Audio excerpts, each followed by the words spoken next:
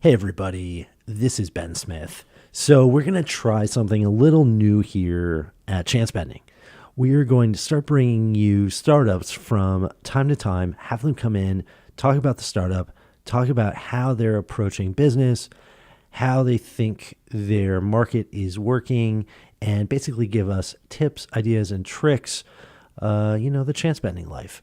So our first one of these is with a really interesting entrepreneur. His name is David Diakite, and David is actually a former athlete at UCF, and he is now the CEO and founder of a company called PCG Apparel.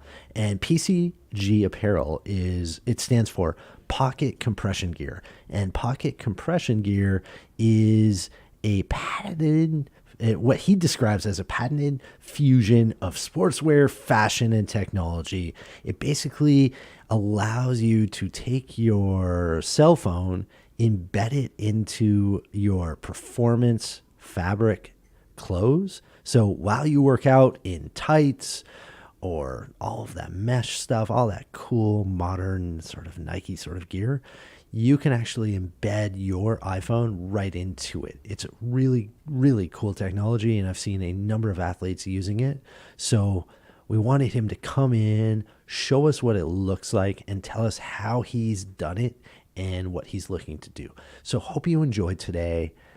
And like I said, this is going to be a really cool series. So if you have startups, get in touch with me.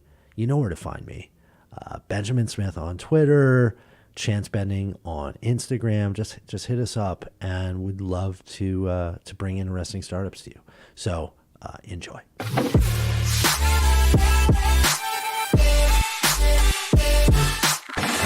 All right, welcome everybody. We are here with none other than David Diakite, one of Amar's boys.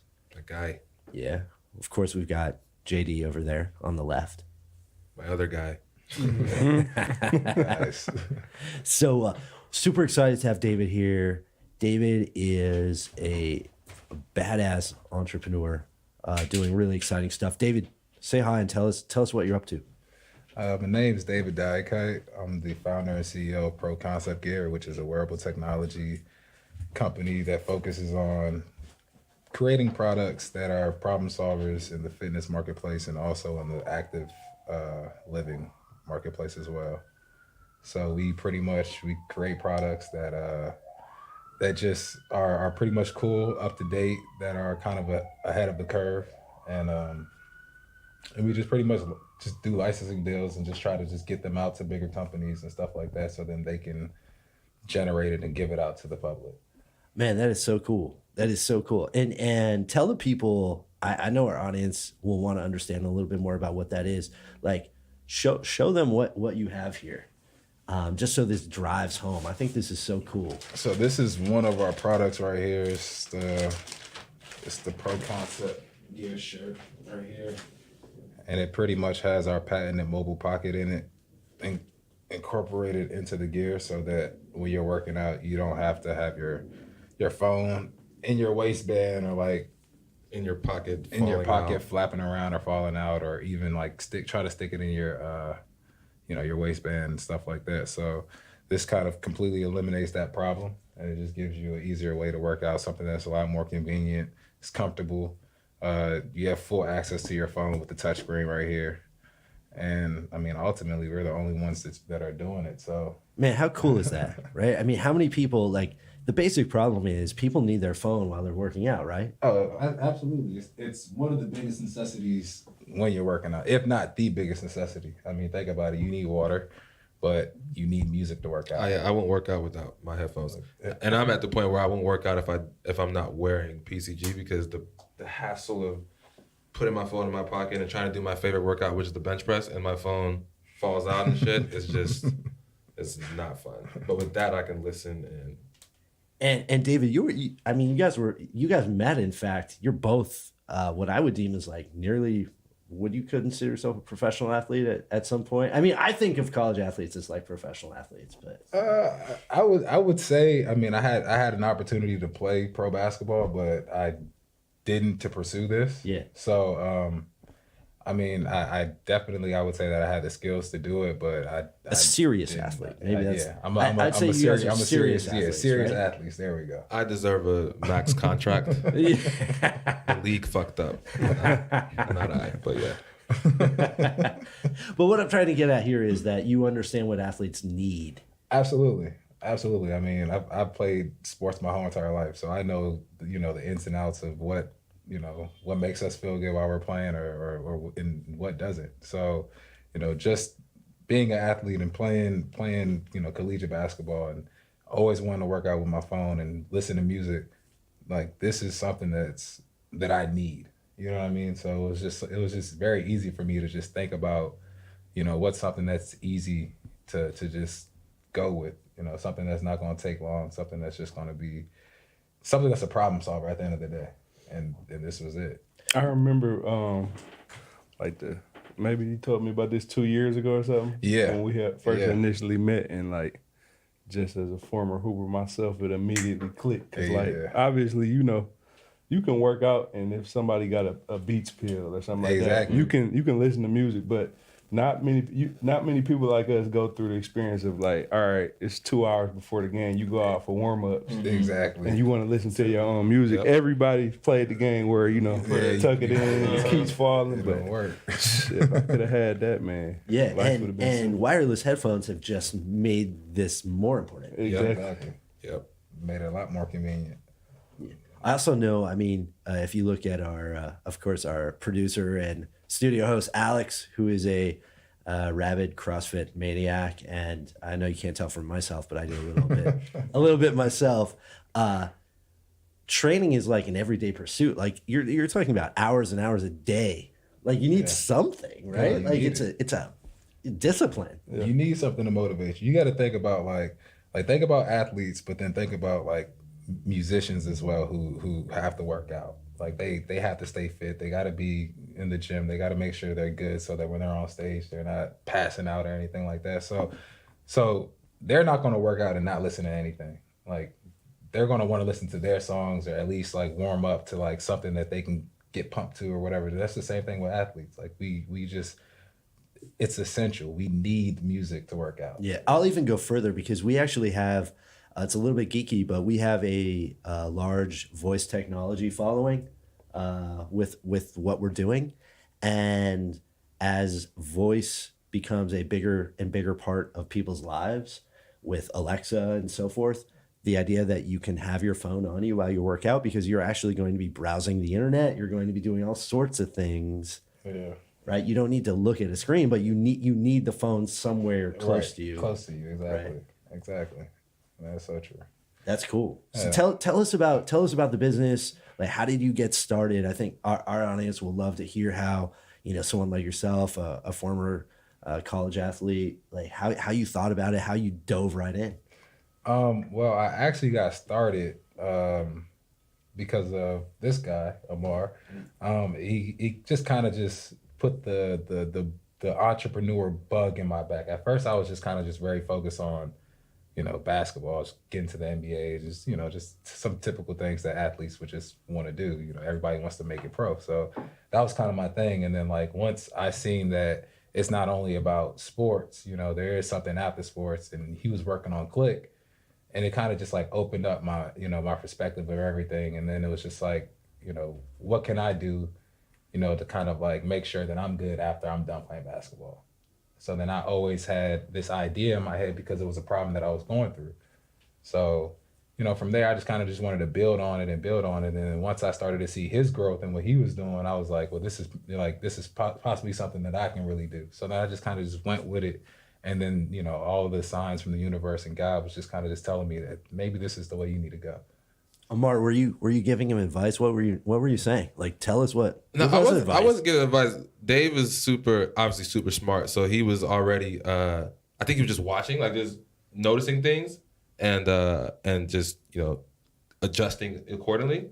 The one thing I will say though is I was like early on the whole like, I am a god, not literally, but like just that whole like super tuned into yourself. I had just finished reading Magic Ladder of Success, all these Napoleon Hill books and things like that. So I was super on the whole universe thing and da. And I think that obviously rubbed off on people around me, and it helped people step into that own your own power and that type of stuff as well. And then you sort of just are now liberated to sort of do whatever you feel you can do yourself. And I think that's Yeah, you have to what learn it how is. to listen to yourself and Exactly. right? Absolutely. Exactly. Absolutely.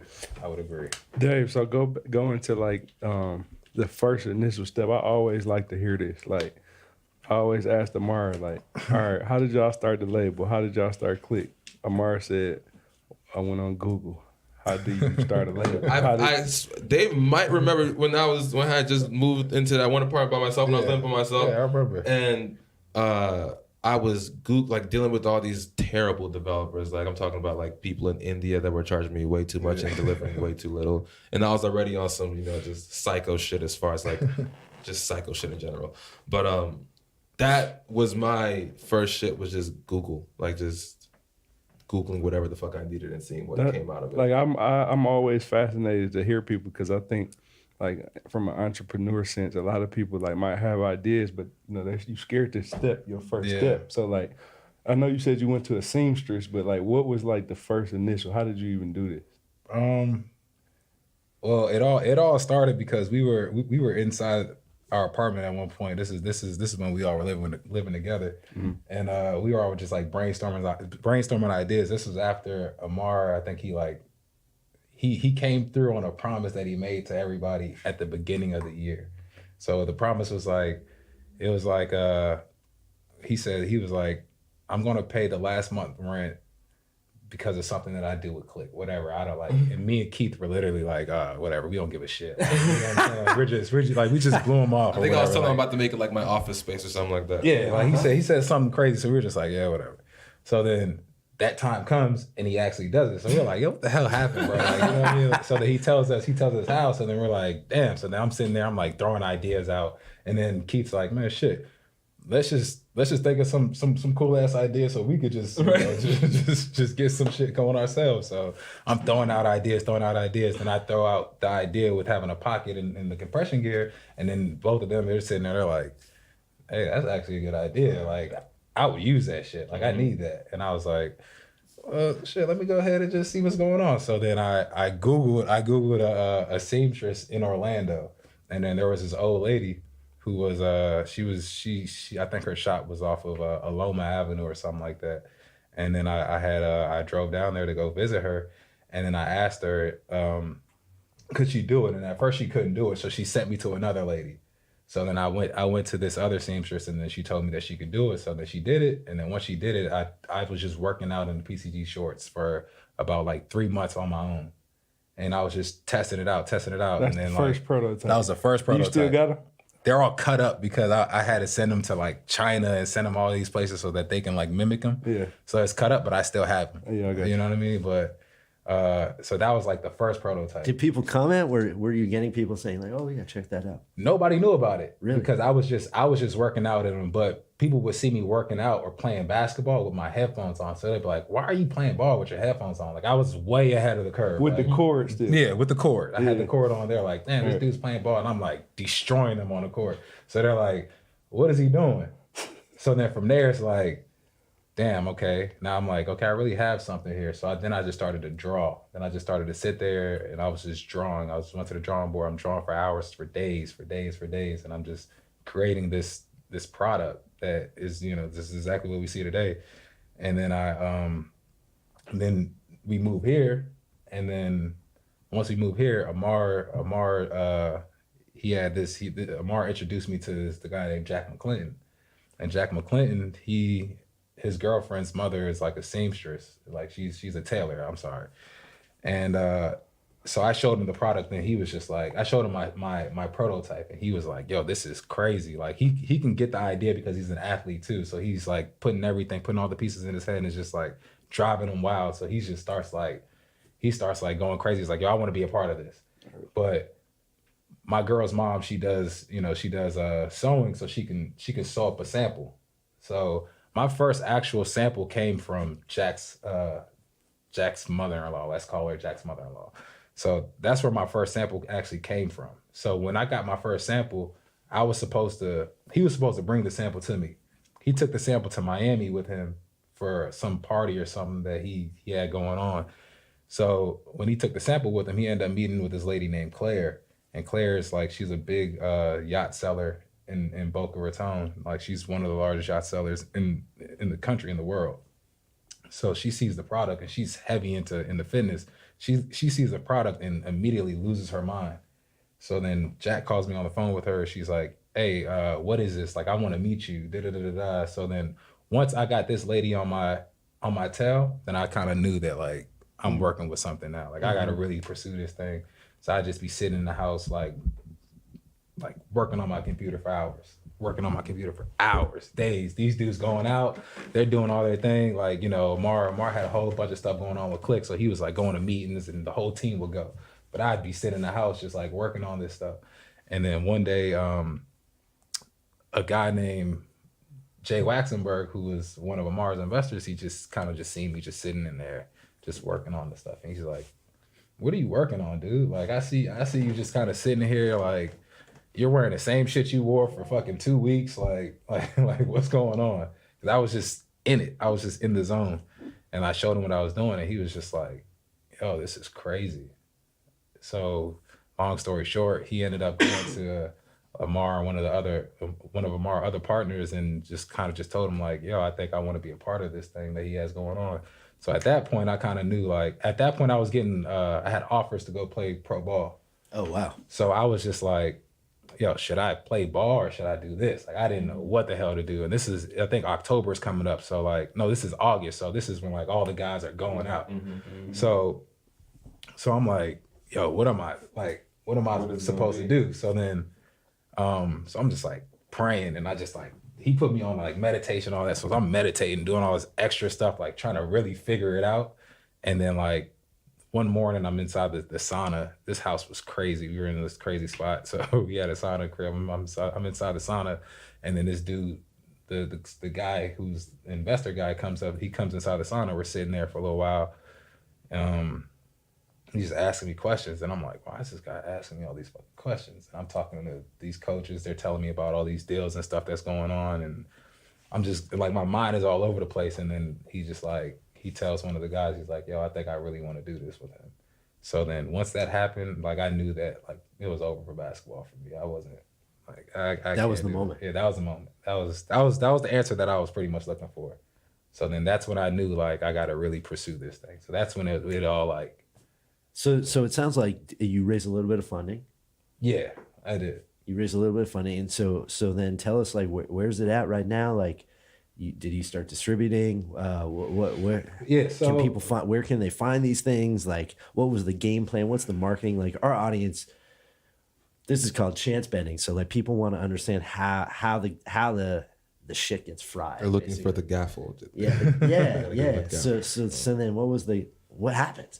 I mean, well, you know, we received funding, and then once the funding came in, then you know we had to go into immediate R&D. You know, being able to find manufacturing, it's a startup, so you have to do your due diligence and do everything on your own. And I'm starting by myself, so I didn't have a team. So I literally, you know, I have to find manufacturing. I have to find, you know, a seamstress, a designer. I have to find all these people on my own. So then, like, it becomes a process of you having to literally turn into, like, it goes from just this product to having to turn this product into a full-on business. You know what I mean? So then, like, you have to start putting people in place and start delegating different things. So then it was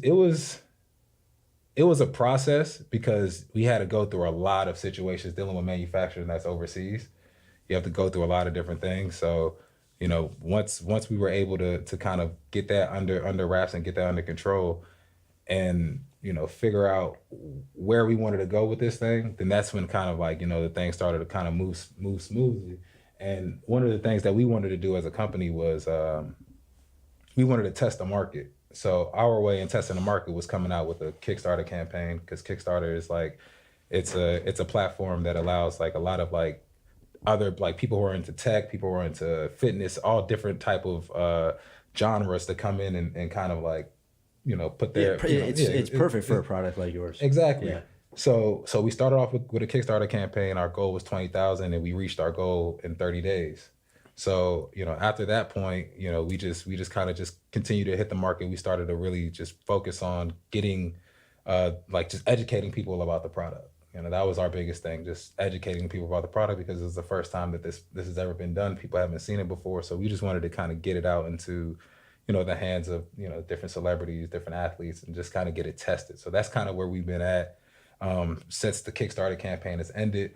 We've been selling product, just kind of just getting things into people's hands. But we transition our focus into actually from building a brand into like a Nike or an Under Armour, because that's not where our vision is. Like, that's not what the vision of the brand is. The vision of the brand is to provide, wearable technology and wearables for these brands like Nike and like Under Armour, so that, we can catch the wave that they're missing. We can catch that curve that maybe their designers aren't seeing, or they don't get to see what exactly athletes are missing, but we know what athletes are missing because we come from that background.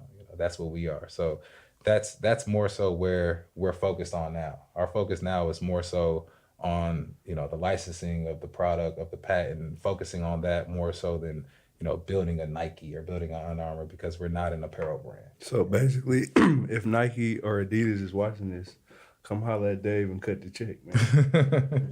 Where can, because I get mine through the homie discount, but where can people get it now?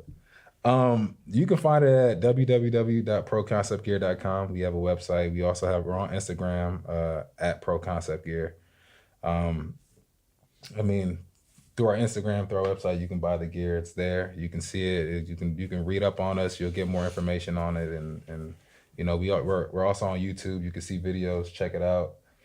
All that stuff is there. Pro Concept Gear. What's the timeline like? How old is Pro Concept Gear right now? We've officially been marketing the product for 2.5 years now. So that's since we got the patent. Once the patent was approved, then that's when we really started to hit the whole marketing scene. Before then, we just kind of wanted to keep everything in-house so that the idea doesn't get out there. So nobody takes it. But what's the strategy? Like, how are you thinking about blowing your company up in 2019? Like give me the playbook a little bit. I can't give you the whole playbook, but the plan is to pretty much just attack bigger companies, bigger organizations, and really utilize the patent for what it is, and attack the licensing market of it. Because that's honestly, that's ultimately where that's where it's at. So partnerships is going to be really big for you. Partnerships is everything. Because my goal ultimately is for the product to be seen by everybody, or to be seen by the world. I want it to be around the world. Now, if I try to do that on my own, I understand that's going to take a long ass time. Yeah. So I have to think smart, and I have to be very strategic about it. So the smartest way to do that is to be able to license it to companies that already have the masses, that have, all the people, that have the customers, so that they can be able to distribute it out to them. How are you finding or thinking about or sourcing the right partners? I only ask you because I want to give this to our audience, because if they're sitting there with a product sort of like yours, I want to share with them a little bit of the recipe. Obviously not the details exactly. Yeah. But like, how do you think about that? Like, is it an Instagram game for you? Is it something different? Is it like, no, actually we look at it way differently than a consumer style business? How do you think about partnerships? Well, I think of it more of like, I have to see it fit. It has to fit with what we have going on. There are a lot of brands out there, especially on Instagram. You have a lot of Instagrammers and stuff like that, and people who can really help you out. But we look at it as like, it just has to make sense with what we have going. Our product, it does cover a lot of different areas, but everything just has to kind of be along the same line. So we're not gonna partner up with somebody who's working on, just, I can't even think of just something that's just completely random, that's off the top, that doesn't have to do with, fitness, or has to do with technology, wearable technology and stuff like that. Like, we're gonna try to keep everything within that realm, or music or stuff like that, so. Things that are like have synergy with what you're doing. Exactly. Kevin Hart would apply. So Kevin Hart would apply. Like a So Kevin workout. Hart, exactly. So somebody like Kevin Hart would apply. LeBron James would DJ apply. Khaled wouldn't apply. DJ Khaled wouldn't apply. DJ Khaled. Don't let that distract you from the fact that he still hasn't lost weight. Khaled would not apply. I got you. Oh, one thing I just wanted to say real quick, because we're talking about like chance bending and stuff like that. Yeah. Is an experience I had that similar to what you were talking about as far as when you had to decide between playing pro and doing PCG or whatever, and maybe you can speak to it too, is for me personally, like I was in a similar situation as he was in the sense where I had no chance of really playing pro ball like that, but like I could have tried out for, I had tried out for the G League and things like that. And what I noticed was in that entire process, like my phone was filled with coaches and agents and all this type of stuff. Like if I went to my contacts at the time, the C section, like coach this and coach that was like 60 names. And this sort of speaks to like the Napoleon Hill stuff. Yeah. But like as soon as I changed my mind to like, I'm just doing the music and the tech stuff, and that like I'm not pursuing this basketball life anymore, my contact list reflected it immediately. Like as angel investors, A&Rs, all this type of stuff just began to flood my phone. And it's because my energy shifted to that kind of. You immersed yourself Into that, yeah. And I just noticed like dead weight, just like all these, I deleted their names eventually because I had no use for that whatsoever. So I think since chance bending, once you dive into it like that, you bend the odds like sort of in your favor, because you sort of like open yourself to that world, things that I wasn't even paying any mind to prior to, that literally existed without, before me, but I just my mind wasn't even on it. And as soon as I shifted my mind to that, it opened up a world of opportunities. They would tell you a lot of the stuff that happened for me happened pretty fast. Yeah. In like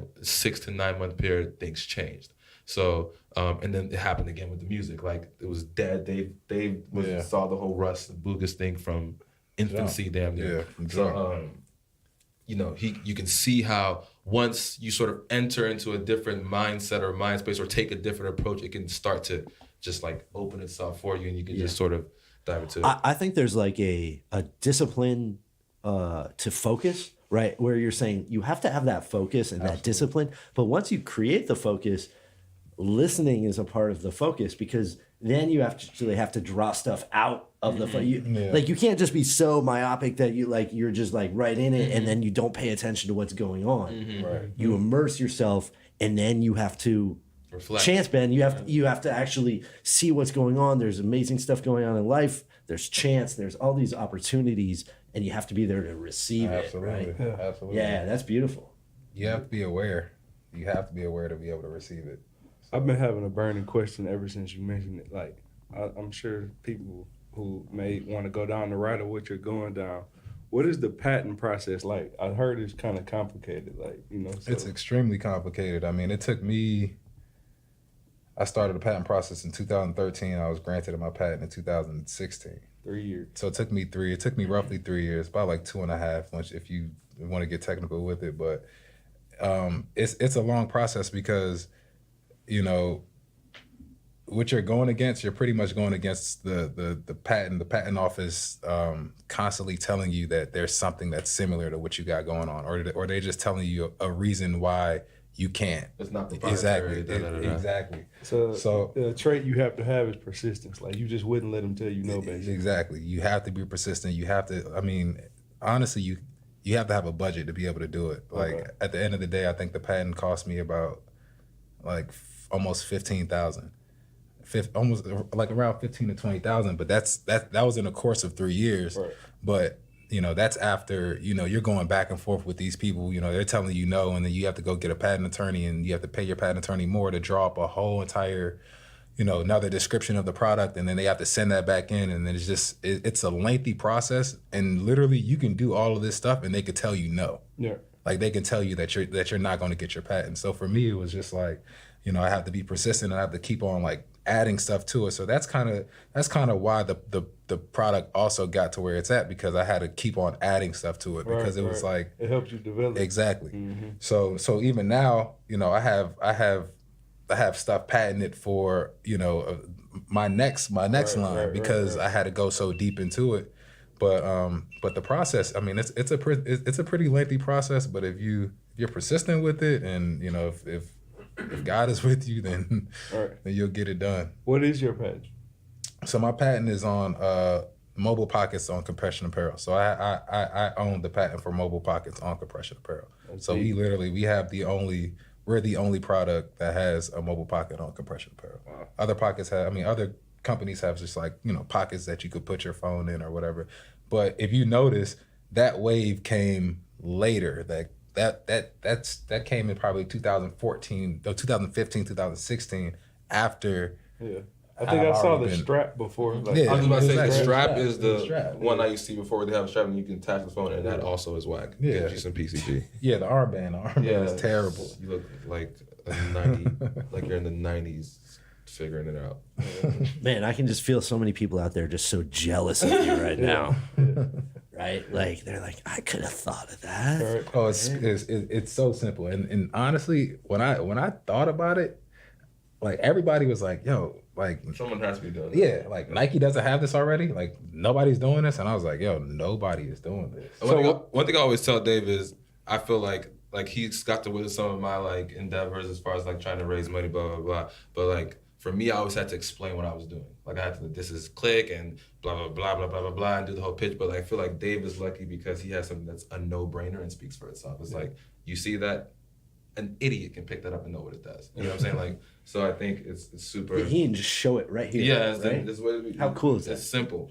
So I think that's really fire. So what were they? I don't know if you want to talk about it or not. Like, what was the discrepancy? If no one had done that, like, what were they trying to give you pushback on? Like, Well, I think honestly, I think it's a money situation. I just think that they're just trying to get more money out of it because at the end of the day, it's like, you know, it's black and white. Like we understand that this is what it is, and it does not exist. But you know, they just try to just have you keep going back and forth because they know at the end of the day, like each time you bring back a submission, another submission, it's a fee that you got to pay. Yeah.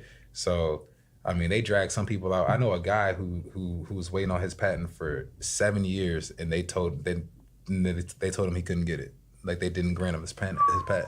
So and he spent way more money than I spent. So I was advised to not to still do whatever you want to do, even if you have a patent or not. Like, Oh, yeah. I mean, still go out yeah. there because it's better to get in trouble after the fact than never get started. Oh, absolutely. What's your most popular product, or like is there a statement product or? Well, this is our statement product right now. But our next line is that will be our statement product. Got But it. I can't Yeah, really, not going into it quite yet. Yeah, I can't get into Is that that? yet. Can you say if it's a 2019 thing? Oh, it's a 2019 thing. All right. It's a 2019. I would say the pants, like the compression pants, are my favorite part of the line. that was a Yeah. shirt right there, right? Yeah, that was a Oh yeah. I mean the pants are definitely the go-to product. The pants. Yeah. All right. So if give people the website one more time. Proconceptgear.com, www.proconceptgear.com. Man, I'm so excited about this because I feel like it's just like one of those things. You're a great entrepreneur because you had the discipline, the endurance to like go out there, and here you are, and it's just now. Don't take this the wrong way. Just now, it feels like things are starting to happen. Oh yeah. Man, that's hats off to you. Thank It's you. very cool. Thank you. I appreciate that. Yeah. Do you have any parting wisdom for entrepreneurs and for people out there that want to do something like you're doing?